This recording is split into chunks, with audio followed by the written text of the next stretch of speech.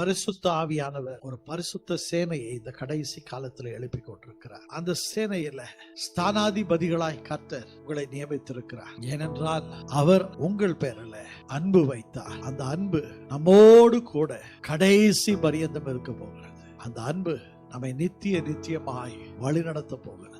கர்த்தர் நல்லவர் என்கிறதை ருசித்துப்பார். அவர் மேல் நம்பிக்கையாய் இரு. இந்த உலகத்துல நீ பாக்கியவதியாய் இருப்பாய். அவருடைய காரியங்களை குறித்து நீ விசுவாசத்தை வை. நீ இன்று இருக்கிற நிலைமையை காட்டிலும் கர்த்தர் உன்னை 1000 மடங்கு அவருடைய உயர்த்துவார். பரிசுத்த ஆவியானவரினாலே செய்யக்கூடாத காரியம் ஒன்றும் இல்லை என்று அசைக்க முடியாத விசுவாசத்தை அவர் பேரில் வை. கர்த்தருடைய கரம் ஒவ்வொருவரின் பேரிலும் இருக்கிறபடியினாலே, உன்னுடைய அன்பு ஒவ்வொருவரின் பேரிலும் வந்து அமருகிறபடியினாலே நான் உம்மை ஸ்தோத்திரிக்கிறேன். அந்த அன்பிலே நாங்கள் வாழ, அந்த அன்பிலே நாங்கள் வளத்தை பெருக்க, அந்த அன்பிலே மற்றவர்களையும் நாங்கள் கொண்டு வர எங்களை அர்ப்பணித்து நாங்கள் செபிக்கிறோம். நாங்கள் பெற்ற இந்த ஆசீர்வாதம் இந்த உலகம் பெற வேண்டும். அதற்கு நீர் எங்களை பிரயோஜனப்படுத்தும். உம்மை துதிக்கிறோம், உம்மை போற்றுகிறோம், உம்மை வணங்குகிறோம். இயேசு கிறிஸ்து என்கிற ஜீவனுள்ள நாமத்திலே பிதாவே, ஆமென்.